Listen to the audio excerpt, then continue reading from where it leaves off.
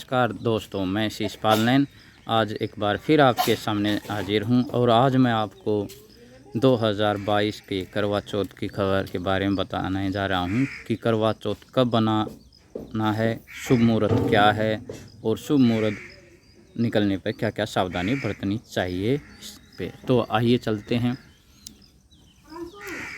करवा चौथ व्रत कार्तिक मास की कृष्ण पक्ष की चतुर्थी को मनाया जाता है। इस दिन शादीशुदा महिलाएं अपने पति की लंबी उम्र के लिए व्रत रखती हैं। इस दिन कन्याएं भी अच्छे वर के लिए व्रत रखती हैं। यह व्रत परिवार की सुख समृद्धि के लिए भी रखा जाता है। करवा चौथ के दिन को करक चतुर्थी के नाम से भी जाना जाता है। करक मिट्टी के पात्र को कहा जाता है जिसे महिलाएं इस दिन चंद्रमा को अर्घ्य देती हैं।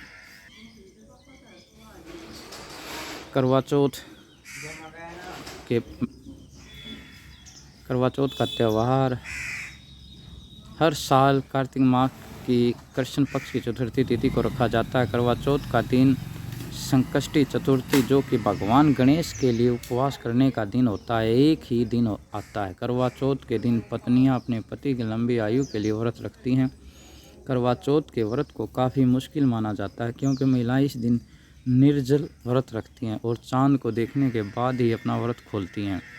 विवाहित महिलाएं इस दिन भगवान शिव, माता पार्वती और गणेश की पूजा करती हैं और रात में चांद के दर्शन और उनको अर्घ्य देने के बाद ही व्रत को तोड़ती हैं। करवा चौथ के दिन को करक चतुर्थी के नाम से भी जाना जाता है। करक मिट्टी के पात्र को कहा जाता है जिसे महिलाएं इस दिन चंद्रमा को अर्घ्य देती हैं और करवा का महत्व होता है। पूजा के बाद आप करवा को ब्राह्मण या किसी योग्य महिला को दान दे सकते हैं। आइए जानते हैं करवा चौथ के शुभ मुहूर्त और योग।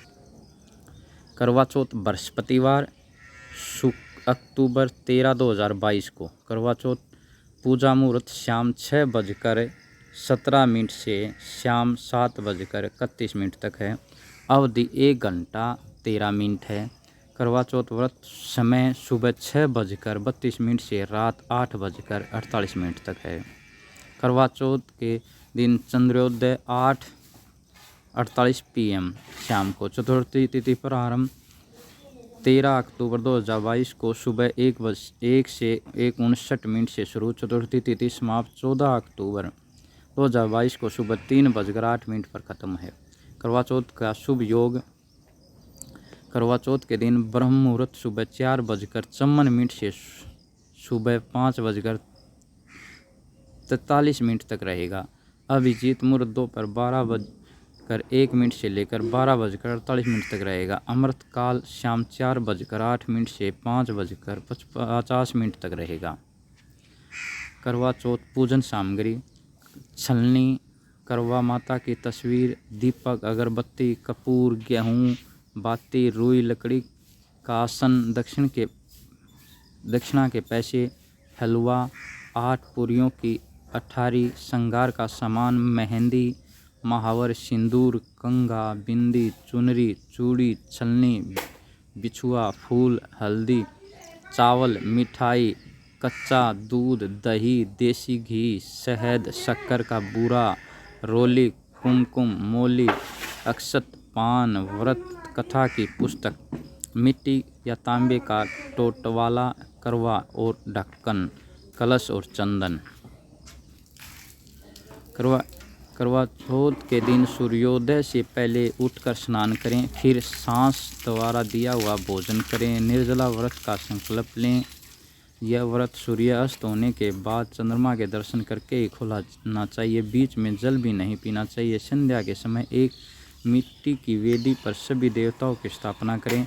इसमें 10 से 13 करवा चौथ के लिए खास मिट्टी के कलश रखें। चंद्रमा निकलने से लगभग 1 घंटे पहले पूजा शुरू की जानी चाहिए। अच्छा हो कि परिवार के सभी महिलाएं पूजा करें। पूजा के दौरान करवा चौथ कथाएं सुने या सुनाएं। चंद्र छलनी के द्वारा किया जाना चाहिए।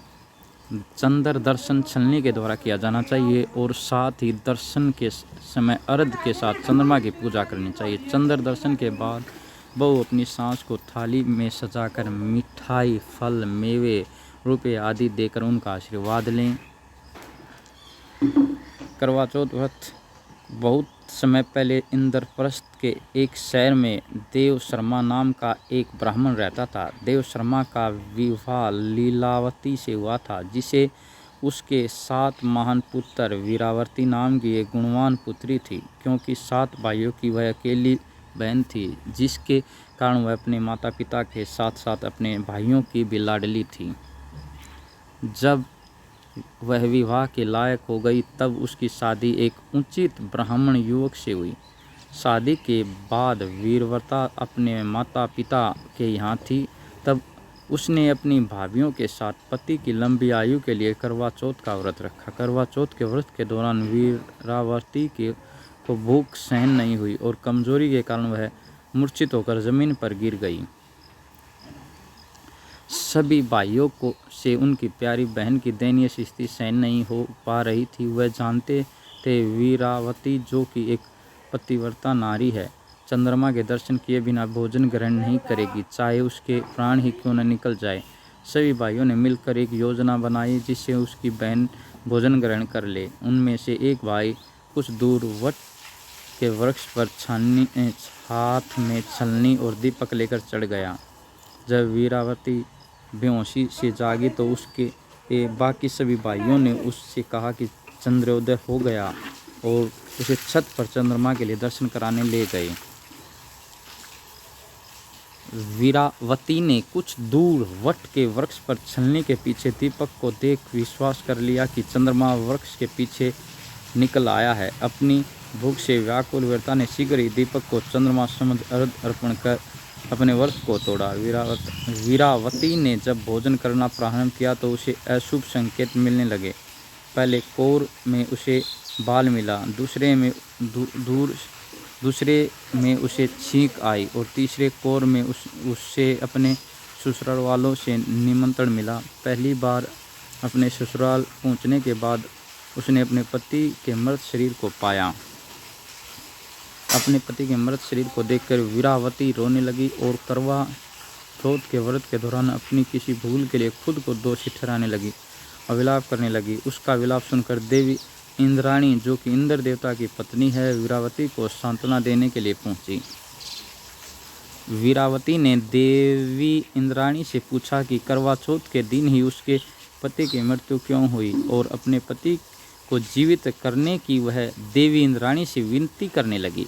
वीरावती का दुख देखकर देवी इंद्राणी ने उससे कहा कि उसे चंद्रमा को अर्घ अर्पण किए बिना ही व्रत को तोड़ा था, जिसके कारण उसके पति की असामयिक मृत्यु हो गई। देवी इंद्राणी ने वीरावती को करवा चौथ के व्रत के साथ साथ पूरे साल में हर माह की चौथ को व्रत करने की सलाह दी और उसे विश्वास किया कि ऐसा करने से उसका पति जीवित लौट आएगा।